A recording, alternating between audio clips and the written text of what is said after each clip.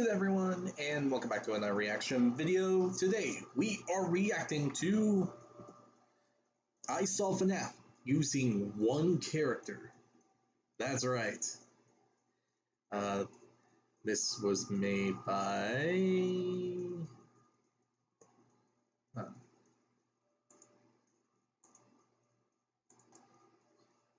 anyway, this was made by The Unlimited Truth.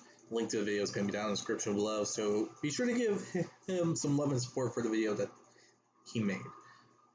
With that said, though, if you do enjoy this reaction video in general, hit the like button down below, subscribe, hit the notification button.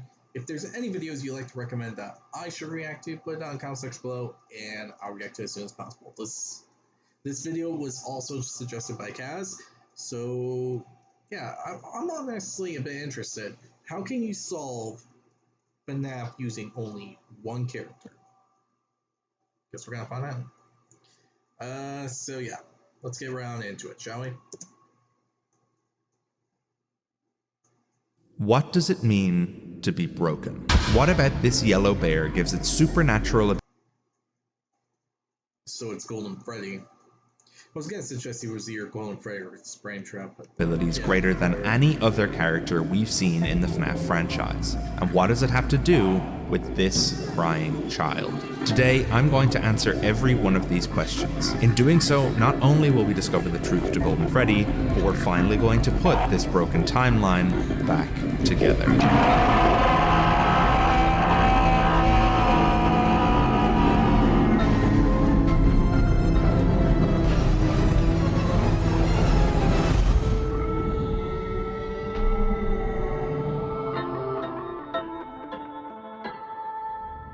Back in 2015, following the middling reception of the third FNAF game, Scott Cawthon decided to come back one last time, and wrap up the story in a big, neat bow with Five Nights at Freddy's 4, the final chapter. At this point in time, it seemed like we had a pretty tight understanding of the first three games, a purple phone guy and a few extra spirits notwithstanding, but suddenly we had a lot of new, erroneous details to figure out. There was a new dead kid, rumors of murders before Freddy's even opens, and an event that sure seems like the bite of 87, given all those hints in the website teasers, but just can't be due to a handful of very crucial contradictions. It didn't take long for people to figure out that this game actually takes place in 1983 during the Fredbear's Family Diner era, but that only raises more questions. Why are there all these weird details from later in the timeline? Who is this kid dressed like the puppet but killed by Fredbear? Why is this plushie speaking to him? And why does it seem like this is Happiest Day all over again? And Scott was actually surprised that we didn't figure it out. I've come to realize that all of these unanswered questions are ultimately the result of us not understanding how Golden Freddy works. To figure that out, we have to first look backwards to the last time Scott ever directly tried to help the community solve these games. During a game theory livestream dedicated to solving FNAF 4, Scott began updating his website in real time to provide the community with 3 hints. These 3 very short, simple sentences would forever haunt FNAF discourse. You know these 3 hints, but you probably aren't as familiar with the context in which they were sent. So I looked back at the moments leading up to each teaser and used that to analyze not only what Scott was saying, but why he was saying it. In the lead up to the first hint, Pat and guest Alex were discussing the 1987 teaser codes and all of the seemingly random Easter eggs throughout the game. Scott, since we know you're listening, it's also really hard to tell what is and isn't an Easter egg or clue, right? That 87 business, it's like it was a red herring, I think. Food for thought on this live stream or a future live stream. During the mini games in FNAF 4, why would the tiny toy Chica be missing her beak? It's obvious that Scott wanted to clear something up about these 87 teasers. They're not red herrings as suggested here by Alex. If they were, why would the tiny toy Chica be missing her beak? It's clearly evoking the actual toy Chica from FNAF 2. The next teaser came pretty soon after the first, meaning that Scott most likely wanted the two to be considered alongside one another. He said, what he's seeing in shadows is easily misunderstood in the mind of a child. Silence. From here, Pat starts to develop a hypothesis. This is weird, okay? But it's one of the things that immediately jumps to my mind. Is it possible that FNAF 2 didn't actually happen? To which Scott very quickly replies, Yeah, he said 4 games, 1 story. That's what he said on the website. 4 games, 1 story. This final hint, in context, makes a lot more sense. It seems like Scott may have been trying to dispel the notion that FNAF 2 was a dream. However, MatPat actually took this as a hint that he wasn't going far enough, and led him to create his infamous Dream Theory video. That theory essentially proposes that Scott was retconning all 3 prior games to be fictitious hallucinations dreamt up in the dying mind of the crying child. Now, this theory has a lot of problems, but it fit neatly enough as an explanation that a lot of people still believe it was Scott's original intention with FNAF 4. However, today I'm here to tell you that MatPat was actually kind of right, but only kind of. So there's something unique about FNAF 2, but it's not the way MatPat suggested right there in the video that he did back then. So basically, FNAF 2 is real. It's just there's something significant about FNAF 2 that connects it to FNAF 4. And judging by this, it seems like we're only focusing on the 4 main parts of the time, the original 4 games of the timeline, well, of the series, more accurately, now that I think about it. But yeah, that's basically it. We're focusing on the 4 games from the very beginning. FNAF 1, FNAF 2, FNAF 3, and FNAF 4. That's what it seems like in all actuality. Stick with me here. See, MatPat got all the right pieces of evidence, arranged them all in the right way, but just didn't quite stick the landing with his conclusion. But hey, listen, I don't blame him. When I came to the conclusion I'm about to explain, I wasn't so sure either. But if you give me a chance, you'll see that this is almost certainly what Scott was trying to tell us with FNAF 4. The tiny toy Chica missing her beak is a clever detail for Scott to highlight because it brings to mind the other out-of-place connections to the rest of the franchise littered throughout this game. Now, the most obvious and important thing to note about these connections is that most of them line up suspiciously well with the Happiest Day minigames in FNAF 3. BB's air adventure connects to this kid on the street holding a balloon. Mangle's quest links to the broken toy in the sister's room. Chica's party is clearly called on by the tiny toy Chica missing its beak. An RWQ's minigame would be referenced by these shadows cast by Fredbear and Spring Bonnie, not to mention Stage 01 clearly taking place in Fredbear's family diner. Now, I'm far from the first person to point these connections out, but it's important to note that Scott is connecting the crying child's memories of this week to the resolution of Happiest Day, which ends at a birthday party with 4 guests wearing animatronic masks. The final child, the birthday boy, receives a Fredbear mask once all the spirits are gathered there. So that's a pretty clean answer, right? Why is this stuff in FNAF 4? Well, it's to link it to the Golden Freddy kid in FNAF 3. Case closed.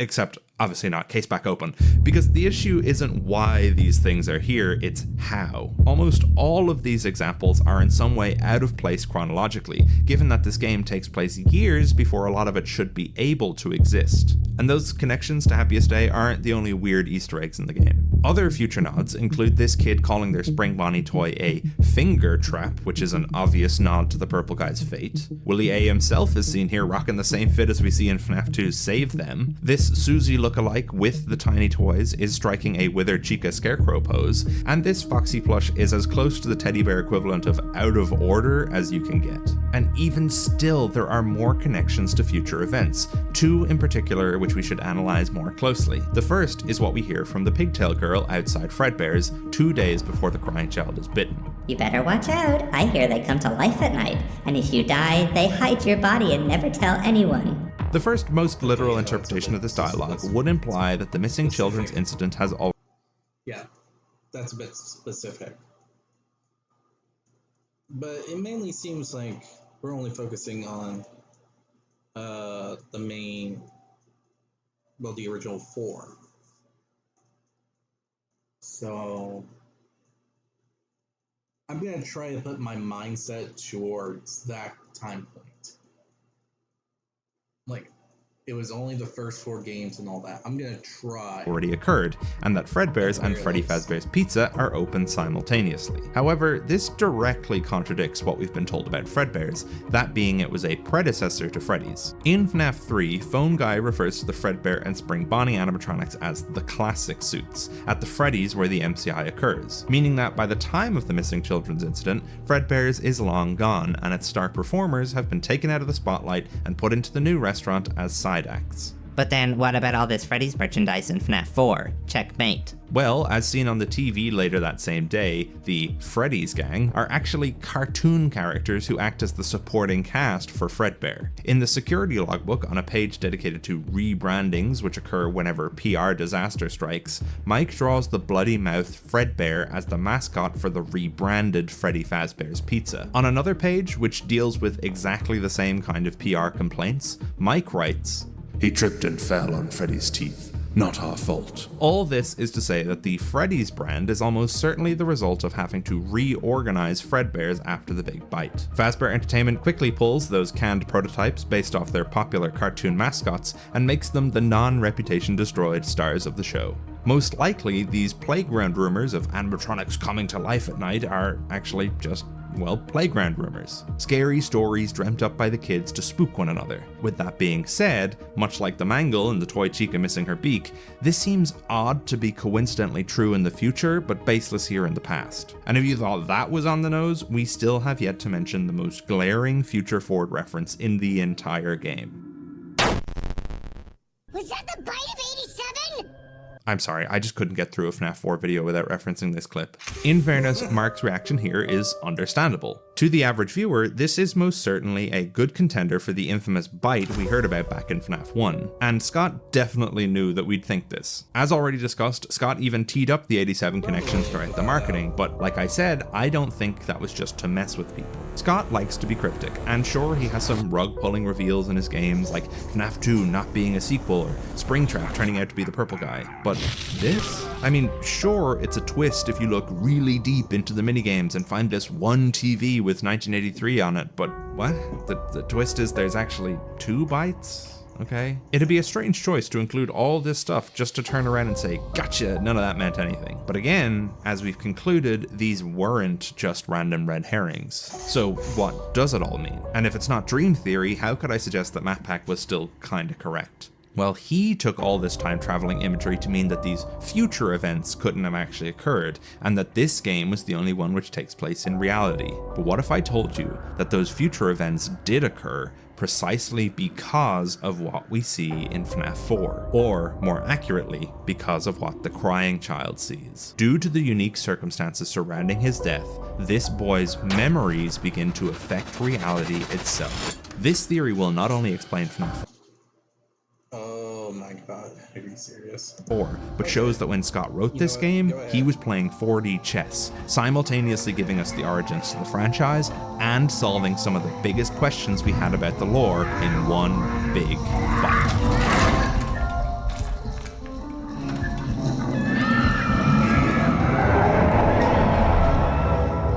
This might seem like a big pill to swallow, especially with such a grandiose T-Dreadsian title, but follow me and understand that there is a lot of textual evidence for this theory, not only in the games themselves, but scattered all throughout this multimedia franchise. So, to be clear, I'm suggesting that the real animatronic Toy Chica in the year 1987 removes her beak because CC saw this broken toy with the same malfunction. The Funtime Foxy animatronic is torn apart by kids that same year because CC saw a disassembled Foxy toy years earlier in his sister's room. Springtrap, Balloon Boy, the Shadows, everything MatPat used as dream theory evidence, we flip to become a future event influenced by the memory of the past. And again, the same 2 future connections which we highlighted before prove particularly interesting when viewed through this lens. This time though, let's discuss the bite of 87 first. Given some clues we've received over the last few years, we have a fair understanding that Withered Foxy, or potentially Mangle, was actually the one to commit this second bite. However, I think Scott already gave us this answer in 2015. Under God Victim, the bite of 87 would have been caused by the crying child's memory of his own injury,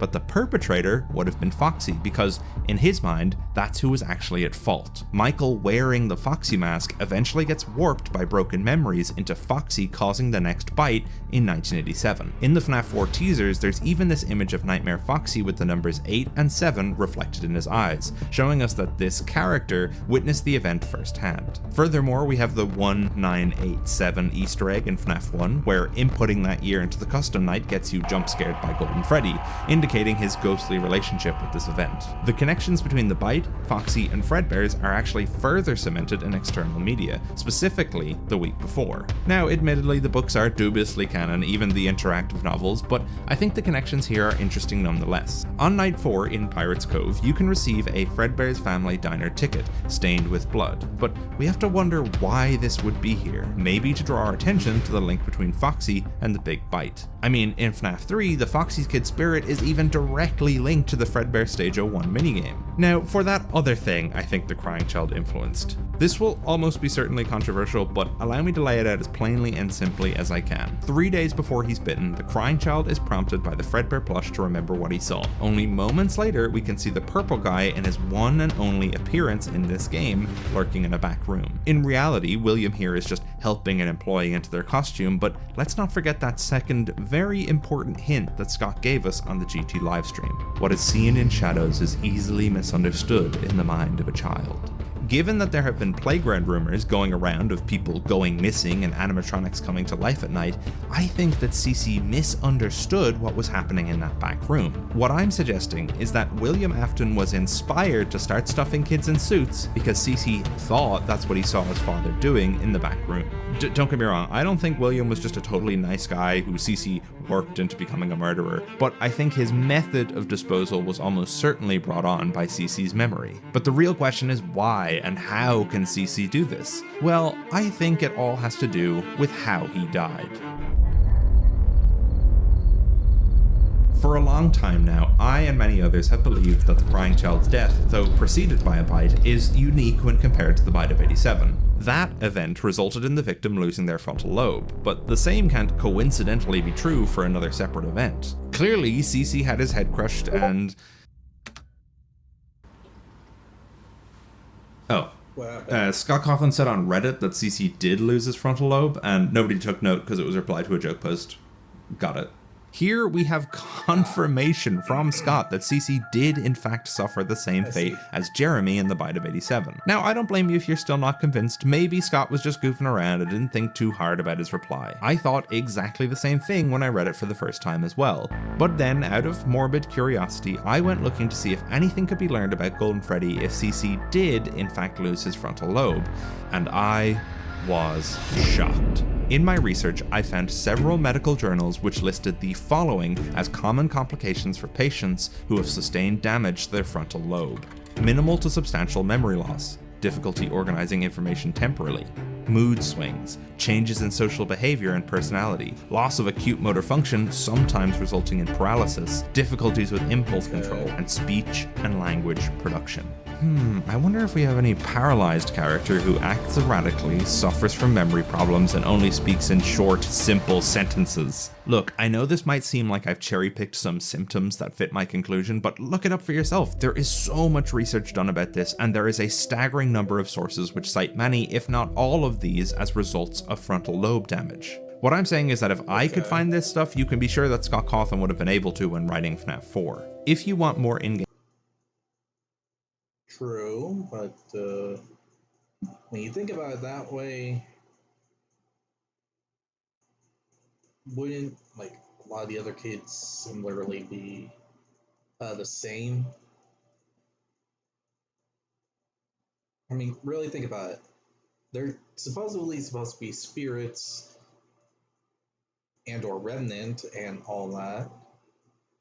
So can we actually use that kind of logic? In evidence, we can look to FNAF World, a game explicitly said to act as the method by which the Crying Child is put back together. If we look at the map for FNAF World, it sort of looks like a human brain. Some people disagree that it's a brain at all, which, fair enough, it's pretty abstract, but humor me for a second. If we take a look at this dead zone in the top left, dusting fields, I think, given its position on this brain, it could potentially represent the crying child's broken mind, missing or at least having sustained damage to its frontal lobe. There's a sense that this part of the map may not have always been desolate. An old run-down Ferris wheel looms over the entire area, and the shadow of a bear wearing a top hat dances on a tree stump long after his show has ended. This area in the modern FNAF landscape evokes strong notes of Fall Fest and Fredbear's Singin' Show. Even if these concepts were barely a twinkle in old Scott Cawthon's eye when he made FNAF World, the idea that this place once held importance and has since frozen over is interesting when comparing it to the crying child's condition. So, okay, CC loses his frontal lobe and is hospitalized, surviving the event the same way that Jeremy did after the bite of 87, but when he eventually does die, his broken mind becomes one with The field. Some of you probably don't know what that means, or you've heard the field memes and know it's tangentially related to Fazbear Frights, but don't really get the ins and outs. Now, I could try and explain the field to you, but I am far from the best read FNAF theorist when it comes to the books. Luckily, I know somebody who just made a 36-hour video discussing Fazbear Frights, and is probably the most knowledgeable member of the community when it comes to understanding how these books relate to external media. To explain the field and how it ties into God Victim, here is your FNAF world building and media literacy professor, Gibby from the Horror Homestead. Hi, I'm Gibby. FNAF has a magic system, and no, I don't mean magic wands and mana. A magic system is the term used for the way any supernatural force works in a piece of media. In FNAF, there are explicit but undefined supernatural events, like posters changing on walls, Golden Freddy appearing and disappearing before your eyes, words flashing in front of your vision. In the FNAF universe, these supernatural occurrences can be quantified through a substance called Remnant. Remnant is first used by name in the games in FNAF 6, where it's explained that— Oh, so it does, okay.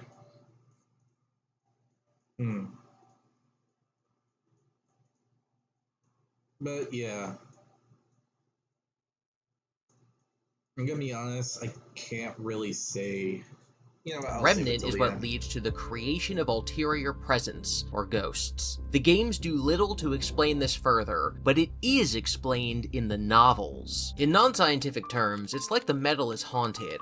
It's more complicated than that, of course, but it's similar to the way that water conducts electricity. Remnant is the mixing of the tangible with the intangible, of memory with the present. The people and things that are lost, it makes them almost real again. Two things in the series have been shown to create Remnant: agony and love. Areas and objects permeated with lots of memory increase the effectiveness of the magic. While Scott could have stopped there with his explanation of FNAF magic, he goes one step further by actually explaining how this memory magic works. In the Fazbear Fright story Fetch, the main character, Greg, is interested in the 0-point field and attempts to gain control of its limitless power. The entire story focuses on the field, as does the story of the villainous Dr. Phineas Taggart in the Stitch Wraith epilogues. The thing is, the 0-point field is very real. Everything in the universe is made up of atoms, and atoms are made up of smaller components that we call quantum particles. The empty space between particles should have nothing in it, no energy, and yet, at temperatures of absolute zero, where energy should not be present, our tools still pick up energy readings. We call this the 0-point field. Everything I just said is real science, but what we're going to talk about now is not scientific, it's just plain fantasy. Quantum magic is the idea that by harnessing or controlling the 0-point field, you can manipulate reality in any way you see fit. If this sounds familiar, it's because it's what the Force in Star Wars is. It's an energy field created by all living things. It surrounds us, penetrates us, it binds the galaxy together. These concepts are written about in the book The Field by author Lynn McTaggart, which is almost certainly where Phineas Taggart gets his name from. She describes plenty of real-world experiments that seemingly prove the existence of quantum magic and the use of the 0-point field. She believes that our thoughts determine our reality, and thus you can manipulate the field by thinking really hard. Something Lynn discusses, which is based in the current scientific understanding of the human brain, is that memories are not stored in the brain like grooves on a record. Memories are stored all throughout the brain. Taking out a chunk of your frontal cortex does not remove your 9th birthday party. You just might have difficulty accessing that memory, but the memory itself isn't deleted. Quantum mysticism views the entire universe in a similar way. They believe the quality of everything exists everywhere. It's like a memory made present, which is the exact definition of remnant from Fazbear Frights. Lin also argues that children have greater access to the field than adults. It's also said to be easier to access the field when in a state of unconsciousness, and this is because the ability to control the field is easiest when a sense of self is diminished and you're able to accept that you're one with the entire universe. The problem is, in states where the sense of self is diminished, like being asleep, your ability to use your intention to shape reality is also diminished. But there is one circumstance in which that's not the case.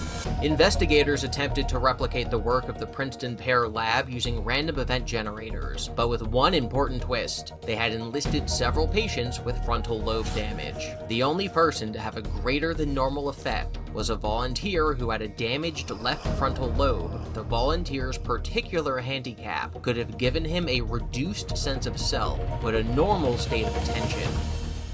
So, in Lynn McTaggart's book, whom Scott names a main character after, it is directly stated that someone with frontal lobe damage has a greater effect on the 0-point field, children have a greater effect on the 0-point field, being asleep or in a coma gives you a greater effect on the 0-point field, and the 0-point field can ripple your thoughts into the universe to change reality to reflect your thoughts, and especially control machines. Remember, the field is just straight up canon in the Fazbear Frights continuity. And in that series, we are also told that agony collects around places and objects, which in turn increase the efficacy of Freddy Fazbear magic. Back to the Unwithered Truth to see where he could possibly be going with all of this. Thanks, Gibby. Who knew Scott Cawthon imported his magic system from a pseudoscience self-help book from the 2000s? I'm kidding, the field is peak sci-fi fantasy. I would have done the same thing. Anyway, given what we now... It does sound really interesting, and it does sound like something you can really make a story out of, in all honesty, when you think about it. So, yeah. I know about the field and agony, who might just fit the description of a child who lost their frontal lobe and endures torture day in and day out. Empowered by agony and driven by an inability to organize and ground his memories, the crying child's spirit accidentally begins to warp the world around him. Events from his past reoccur, and his childish misunderstandings of innocent things begin to take twisted shape in reality. Scott didn't give us a half-baked "it was all a dream" plot. He crafted an origin story for not only FNAF's most powerful entity, but the entirety of the game's key events up to that point. And what was that final Scott Games hint? 4 games, 1 story. Except I don't even think it ends there. As Gibby pointed out, the magic system of FNAF also makes it clear that places and objects imbued with agony can also affect the field, meaning that we might be dealing with more than just a god victim. We're dealing with the haunted grounds of Fredbear's itself. Yeah, we're going to try to contact the original restaurant owner. I think the name of the place was Fredbear's Family Diner or something like that. It was closed for years, though. I doubt we'll be able to track anybody down. Have you ever wondered why Fazbear wants to contact the owner of a restaurant from 2 locations ago? I certainly have, as have many other theorists over the years, but for a long time we just assumed it was Scott trying to lay the groundwork for sequels and prequels by dropping a lore-relevant name. However, if we consider the words original restaurant owner, could Scott have been trying to tell us that the FNAF 2 pizzeria was actually the revamped Fredbear's Family Diner? At the start of FNAF 2, the newspaper says that this is a vintage pizzeria given new life. Freddy's has only been around for 4 years at this point. It would be a real stretch to label it vintage. Fredbear's, however, seems to have been around since at least the early 70s, potentially even earlier than that, so I think the vintage description would certainly fit. We also have lines from the logbook which ask if the crying child's favourite ride was the carousel, a feature only shown in the FNAF 2 location up to that point. It even features the classic characters who should be obsolete by the opening of the 87 location, but seem to be heavily promoted at Fredbear's. If the FNAF 2 location is Fredbear's, it would finally make sense why the majority of these connections would tie into FNAF 2 specifically. This plot of land is where the crying child endured the worst days of his life, leading directly to the event which is repeated 4 years later.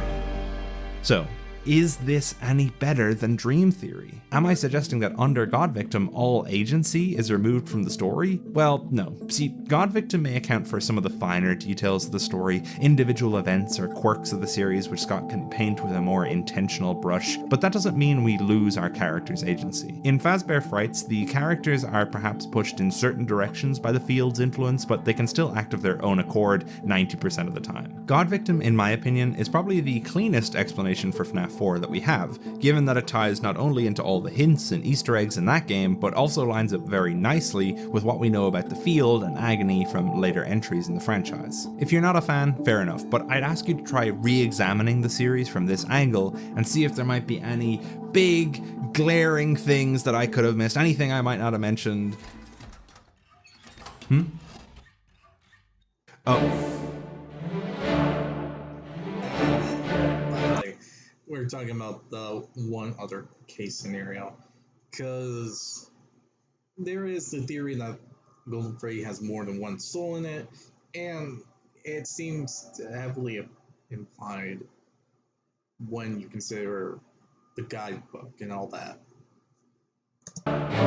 The reason I've avoided discussing this character in this video is because T-Dreads and I came up with a very interesting and kind of out there take on who exactly Cassidy might be. However, I don't want to pack this video with too many out there takes because I want God Victim to be able to stand on its own 2 feet. For that reason, I'm going to make my Cassidy video and release it soon as a follow-up to this one. As a sort of disclaimer to put at the end of this video, while all the conclusions you heard in this video were reached independently by myself with the help of theorists like T-Dreads and Gibby Horror Homestead, another very similar theory, known as Memory Victim, predates this video by quite a bit.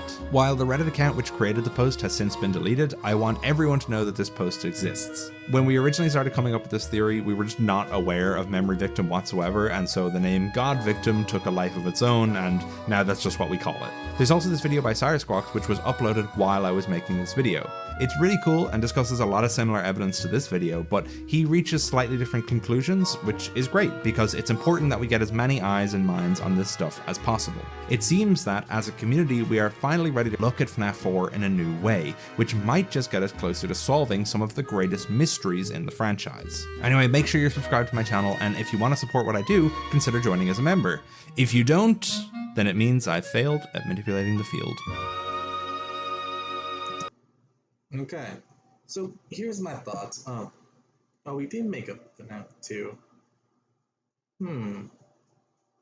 Interesting. Anyway, so when thinking about this, if this theory was made around the time of after FNAF 4, I would say, yeah, this would probably catch a lot of people's attention and would be a really popular theory and all that. But I'm not too sure about this theory, mainly due to the fact that it only seems to mainly focus around the first 4 games. Which makes sense since those 4 games are really tied together. But the more I think about it, the more I can't really see how that's possible for this game, well, this theory to go around and solve everything in the whole timeline. If it's the first 4 games, it probably would solve everything. But then we got everything else. And every time we get more clarification on the timeline, there's another mystery to really throw a wrench in everything. It's just a continuous cycle that's just going to repeatedly open and close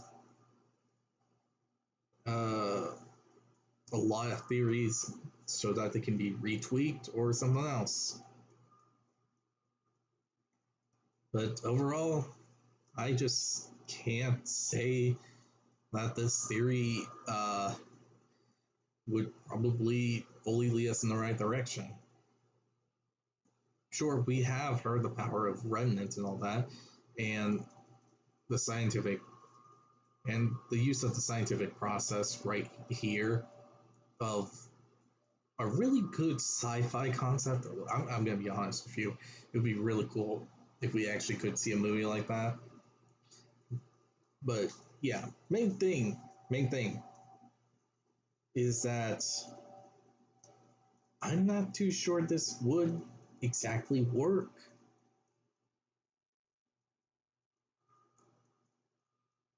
I mean, with the fact that we learned that William has been up to shady stuff since this fall festival that happened around the time Edwin's wife was still alive and all that.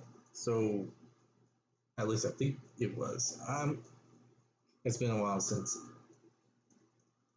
I forgot the year when his wife passed, and yeah, honestly, I'm gonna have to look into that. But anyway, we know William has been up to stuff since that incident. So really, I don't know. But there is some truth to what is being said. FNAF, um, FNAF 4's mini games are interesting because they are more represented towards the eyes of a child. And the nightmares are a reflection to that. And how they're created, we know they're illusions, but why they look exactly like that, I don't know. Maybe it was what Dave Afton actually thought of the animatronics themselves. Who knows? Maybe it was Michael's fears. Who knows? A lot of the stuff being said is interesting. We have no solid proof on timelines and all that. We got what we can, and we can only use the process of elimination and assumption with some help from the books and the movies that are being given to us. And while I'm not going to say everything from the books is probably the same, but there is this stuff that says that some events might have happened from the books, and it's a complex thing. I'm not going to get into that at the moment, but with all the elements inside, it's more complex than we think. And we can't just say all this and all that. Like, essentially, we're going to say, okay, these theories sound right. And then the next game comes and goes and destroys them. We can't really say that without involving the whole timeline. And that's the hardest thing about this. If the information we're trying to add to the timeline is so small and little to less than nothing to affect everything, yeah, it's a good possibility that it's true. But if it affects the whole timeline, then it gets complicated. And every time we get something, we're gonna break or make a new theory or revamp a new theory. And that's the interesting and fun part about this whole series, because we keep coming up with new conclusions and ideas that can fit, and yeah, it's just a really fun time at most cases. Now, overall, do I think what is being said is true? In my personal opinion, not really, no. If this was only about the first 4 games, I would say yes. A horror, well, more like a strong maybe.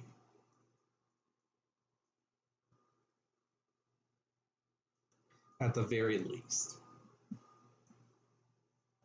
In all honesty, I think a lot of stuff that made everything happen involves that time traveling ball pit, but I don't know for sure. I mean, that time traveling ball pit had to come from somewhere, and yeah, that's basically it. So, with this all said, hope you all enjoy, and I'll see you on the next video. Bye, everyone.